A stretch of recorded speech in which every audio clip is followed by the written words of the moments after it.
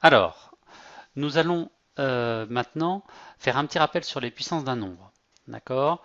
Donc, premier rappel déjà, la définition euh, a puissance n, d'accord, ou a exposant n, c'est simplement un a qui se répète n fois dans une multiplication. D'accord? Donc, par exemple, 2 puissance 4, d'accord, c'est 2 fois 2 fois 2 fois 2. D'accord? 4 fois 4, ça fait 16. Pouf. Ok. Vous avez vu aussi, c'est que du rappel, que quand on mettait n'importe quel nombre à la puissance 0, ça faisait toujours 1. Ok? Et n'importe quel nombre à la puissance 1, ça fait toujours le nombre lui-même. Ok? Donc là, je vous ai donné un exemple avec 2, mais du coup, ça se traduit par a puissance 0 égale 1 et a puissance 1 égale a. Chose extrêmement importante avec les nombres négatifs.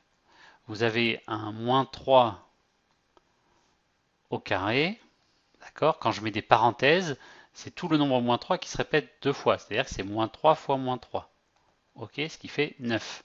En revanche, vous écrivez moins 3 au carré, ça c'est moins, le carré il s'adresse qu'au 3, donc c'est moins 3 fois 3, et du coup ça donne moins 9, ok? Donc l'importance des parenthèses, il ne faut pas l'oublier. Ensuite, vous avez vu une application sur les puissances de 10 en particulier. 10 puissance 4, il s'agissait simplement de mettre un 1 avec 4 zéros derrière. D'accord?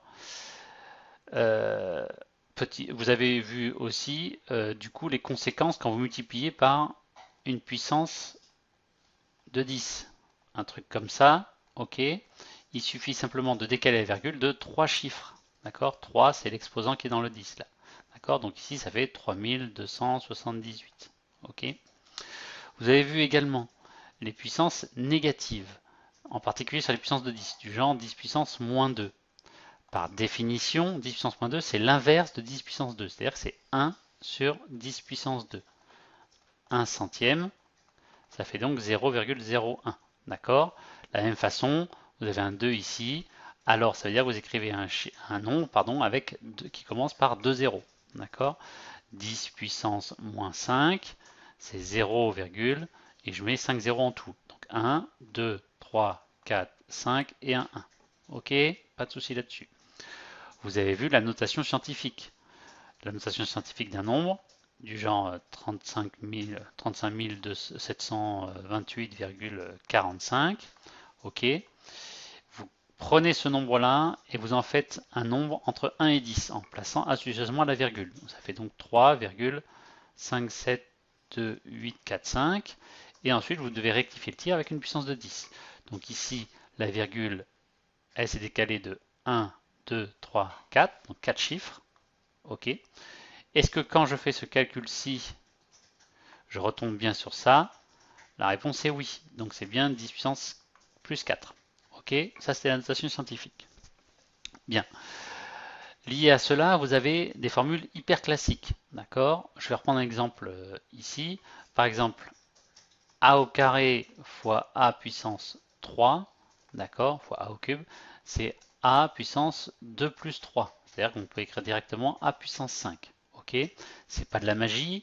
A au carré, c'est a fois a.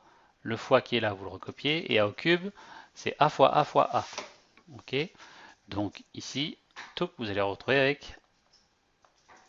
Voilà. Donc au final, pas de problème, vous avez bien 5a. D'accord? Donc ça fait a puissance 5. De la même façon, vous aviez ceci. Ok, qui consiste simplement à faire a puissance 4 moins 3. La puissance du haut moins la puissance du bas. Ça fait a puissance 1. Pareil ici, pas de magie. En fait, vous avez 4a en haut et 3 en bas. C'est-à-dire que vous en simplifiez en haut, en bas, en haut, en bas, en haut, en bas. Et finalement, il n'en reste plus qu'un. D'accord? Voilà pourquoi on fait 4 moins 3. Et enfin, la dernière chose que vous ayez vue, je vais donner ça sur un exemple.